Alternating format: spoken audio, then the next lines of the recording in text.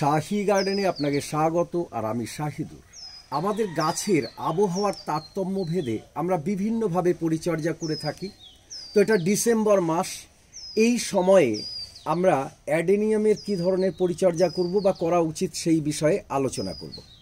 প্রত্যেক মাসে আলাদা আলাদাভাবে গাছের পরিচর্যা সম্পর্কে আলোচনা না করলেও চলে, তবে মূলত বর্ষা, গ্রীষ্ম এবং শীতকাল এই তিনটি সময়ে বেশিরভাগ গাছেরই পরিচর্যা আলাদা রকম হয়ে থাকে।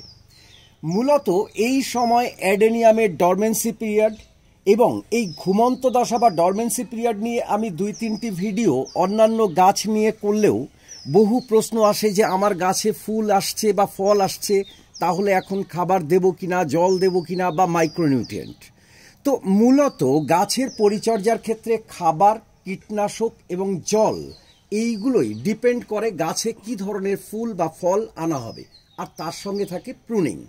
তো আমরা জানি অ্যাডেনিয়ামের ডরমেন্সি পিরিয়ডে পাতা সাধারণত ঝরে যায়, পাতা হলুদ হতে থাকে, আস্তে আস্তে পাতাগুলো ঝরে যায়। কিন্তু ডিসেম্বর মাস এখনও সমস্ত গাছের এখানে প্রায় 20টা অ্যাডেনিয়াম আছে, সব গাছের পাতা হলুদ হয়নি বা ঝরে যায়নি, এবং কিছু গাছে ফুল আসে। লক্ষ্য করলে দেখা যাবে এই ফুল গাছগুলিতে অনেক বড় ফুল হতো, কিন্তু এখন ফুলের সাইজ অনেক ছোট হয়ে যাচ্ছে। তো আমরা এটাকে যদি শেডের নিচে রেখে খাবার দিয়ে ফুল নিতে চাই, চেষ্টা করলে এখনও কিছু ফুল পাওয়া যাবে, কিন্তু সেই ফুল উৎকৃষ্ট মানের বা উন্নত মানের হবে না।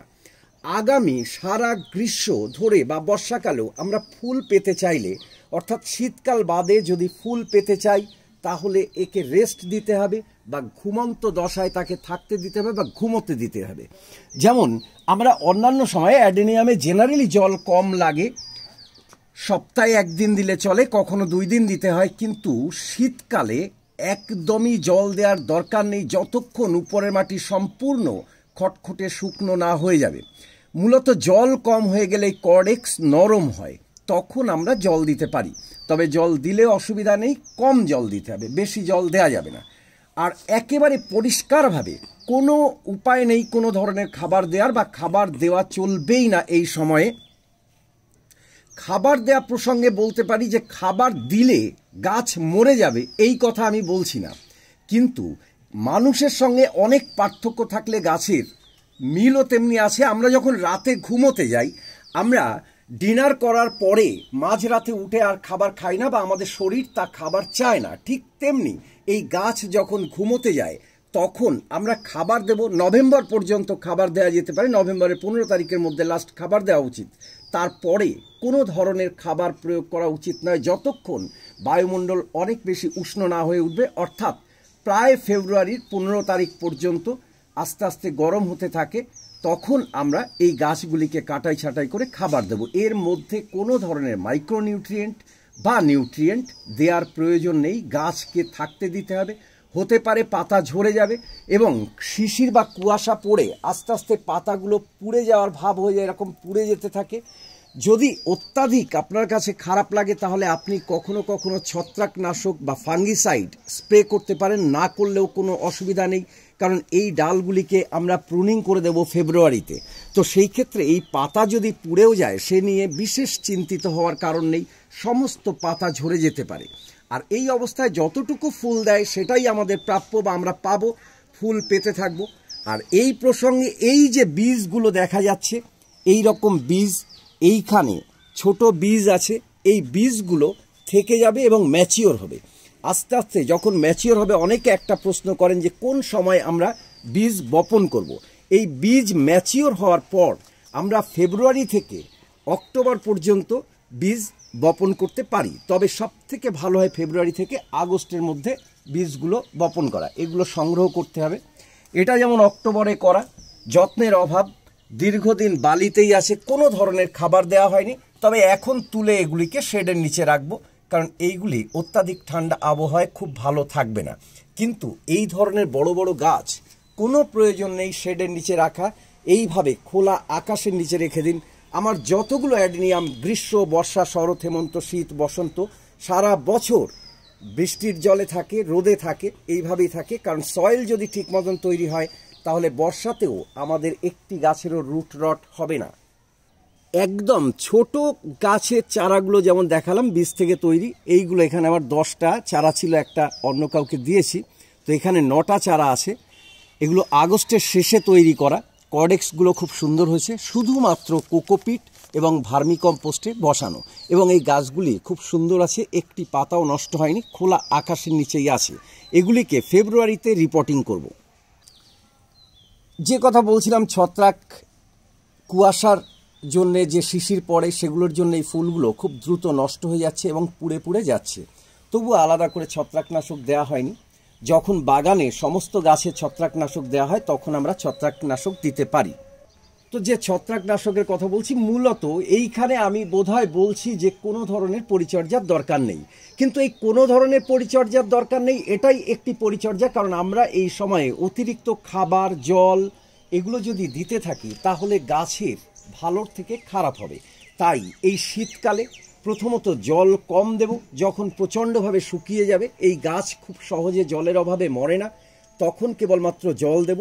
কোনো ধরনের খাবার দেওয়ার দরকার নেই, কোনোভাবেই ডেভেলপ করবে না। খাবার দিলে মারা যাবে, আবার বলছি সে কথা বলিনি, কিন্তু খাবার দেব না গাছের ভালোর জন্য। ছত্রাকনাশক মাঝে মধ্যেই দেয়া যেতে পারে, কারণ বাগানে শুকনো পাতা বা এই ধরনের পচা পাতা দেখলে হয়তো খারাপ লাগতে পারে, সেটা মাঝে মধ্যে দিতে পারেন, কিন্তু দেওয়ার খুব বেশি প্রয়োজন নেই। আর এছাড়া আর একটি বিষয়, এই গাছে প্রচুর পরিমাণে মাকড়ের আক্রমণ হয়, মাইটসের আক্রমণ হয়, এটা আমরা জানি। তো যদি গাছে মাকড় বা মাইটসের আক্রমণ দেখা দেয় তাহলে অবশ্যই তা কীটনাশক প্রয়োগ করতে হবে, মাকড়নাশক প্রয়োগ করতে হবে। একটি কারণে, এই পাতাগুলিকে ভালো রাখার জন্য নয়। আমাদের বাগানে অ্যাডেনিয়ামের পাশাপাশি প্রচুর গাছ থাকে, যদি এই গাছে মাকড়ের আক্রমণ ঘটে সেই মাকড় বা মাইটস অন্য গাছগুলি আক্রান্ত হবে, অন্য গাছগুলিতে আক্রমণ করবে। সেই কারণেই যদি কোনো ধরনের কীট পতঙ্গের আক্রমণ এই গাছে ঘটে তাহলে এই ডরমেন্ট পিরিয়ডেও আমরা অবশ্যই কীটনাশক স্প্রে করব।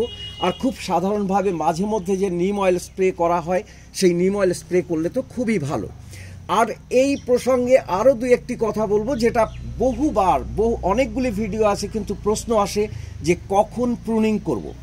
আমি ফেব্রুয়ারিতে প্রুনিং করার কথা বলি, যখন শীতের শেষ আস্তে আস্তে গরম শুরু হয়, সেই সময়ে প্রুনিং করলে গাছ খুব ভালো বৃদ্ধি হয় এবং ডরমেন্সি থেকে উঠে সেই সময় ভালো করে খাবার দিয়ে দেবো। কী ধরনের খাবার দেবো সেই সম্পর্কে ভিডিও আছে, আবার ভিডিও করব।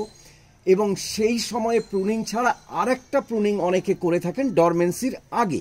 ডরমেন্সির আগেও প্রুনিং করা যায়, কিন্তু আমার অভিজ্ঞতায় সেই ক্ষেত্রে গাছ খুব ভালো ডেভেলপ করে না। তাই আমরা অবশ্যই ফেব্রুয়ারিতে প্রুনিং করব। আর বীজ কালেক্ট করার পর চারা তৈরির জন্য অবশ্যই ভালো সময় হবে ফেব্রুয়ারি থেকে আগস্ট সেপ্টেম্বর পর্যন্ত আমরা করতে পারি। শীতকালে সেই রিস্ক নেওয়া উচিত নয়, কারণ শীতকালে ভালো ডেভেলপ করে না এবং জার্মিনেশন রেট খুব কম থাকে।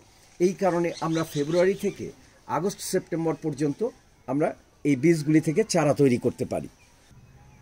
আবার একটি কথা বলছি যে আমার গাছগুলির দশা দেখে বোঝা যাচ্ছে যে খুব ভালো নেই। কারো কারো বাগানে এর থেকে আরও খারাপ অবস্থায় থাকতে পারে, কিন্তু তার জন্য একটুও চিন্তার কারণ নেই। এটা খুবই স্বাভাবিক এবং এটা সঠিক অবস্থানটা হতেই পারে। তবে প্রত্যেক গাছের ক্যারেক্টার একই নয়।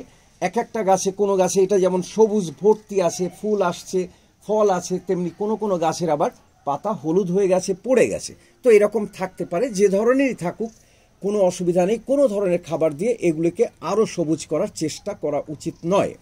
তো এই প্রসঙ্গে আরেকটি কথা বলে রাখি যে শাহী গার্ডেন ফেসবুক গ্রুপ, যেখানে আপনাকে জয়েন করার জন্য আহ্বান জানাচ্ছি। সেখানে আপনার গাছের ছবি, বাগানের ছবি তুলে ধরুন বা অন্যের সমস্যায় আপনার সুপরামর্শ দিন। গাছ সবুজায়নে আমাদের চারিদিকে ভরিয়ে তুলতে আমরা একে অপরের প্রতি সহযোগিতার হাত বাড়িয়ে দেব। লিংক দেয়া থাকবে ডেসক্রিপশন বক্সে এবং কমেন্ট বক্সের প্রথমে। ধৈর্য ধরে এবং মনোযোগ সহকারে ভিডিওটি দেখার জন্যে আপনাকে অসংখ্য ধন্যবাদ। গাছ লাগান, সুস্থ থাকুন, ভালো থাকুন।